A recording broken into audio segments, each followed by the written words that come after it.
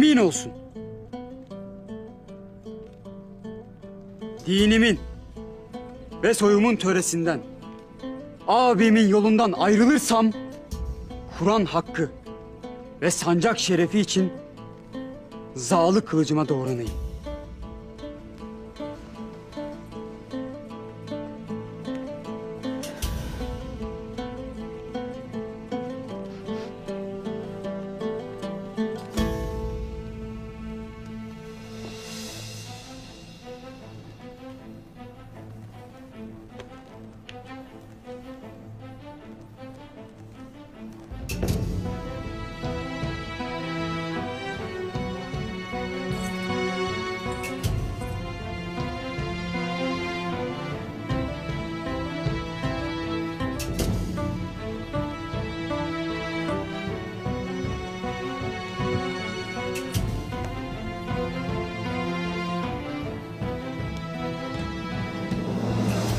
Ya Ertuğrul, ya.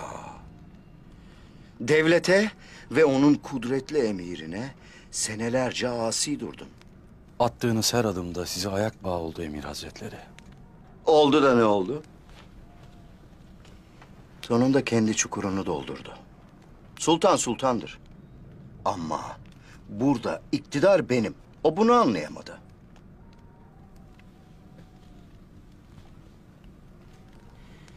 Yattığı yerde de huzur bulamayacak. Peşinden sürüklediği obasını geldikleri yere geri göndereceğim. Mezarının dahi unutulacağı bu topraklarda yeni bir düzen kuracağım. Ares giderken ağzı kulaklarındaydı Emir Hazretleri. Hele şu yaz işi bir bitsin. Ona teklif edeceklerimi duysun. Asıl sen o vakit gör onu. Ona ne şüphe efendim. Emir Hazretleri toy az sonra sonuçlanır.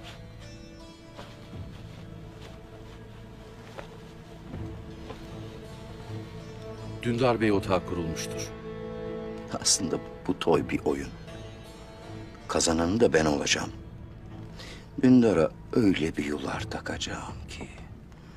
Ertuğrul'un sahip olduğu, elimden aldığı her şey gene benim olacak.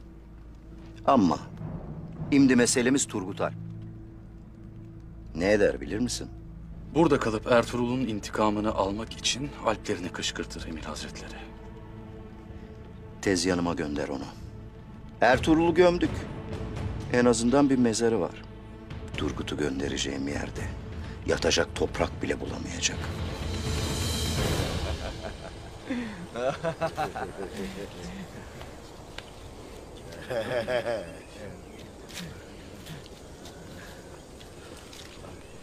Allah çekmedi mi? He? Allah bak. Su yok musun? Su mu?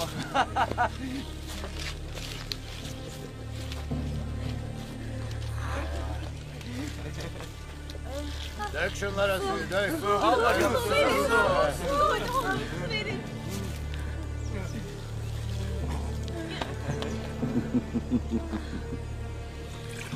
Al bakalım. Biraz hadi ne olur. Söyle bakalım. Ertuğrul iyi mi, yaşayacak mı? İçindeki öfke onu yaşatacaktır. Merak etme. Orada ne oldu? Bana her şeyi anlat. Eğer en küçük bir iz bıraktıysan bunun bedelini canımızla öderiz. Komutan Ares eşkıya kalında adamlarıyla Ertuğrul'a tuzak kurmuştu. Çok kanlı bir vuruşma oldu. Gebertin onları! Kaçmalarına izin vermeyin! Ares yaralıyken yüzünü gördüm. Oydu. Belli ki Ares, Türklerle yapılan barış anlaşmasını çiğnemeden Ertuğrul Bey'den kurtulmak istedi.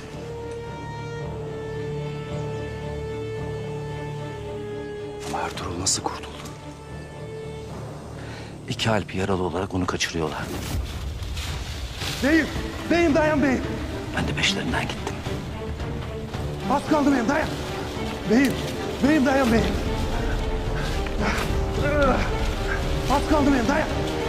Ne olur dayan. Geliyorlar. Dayan beyim.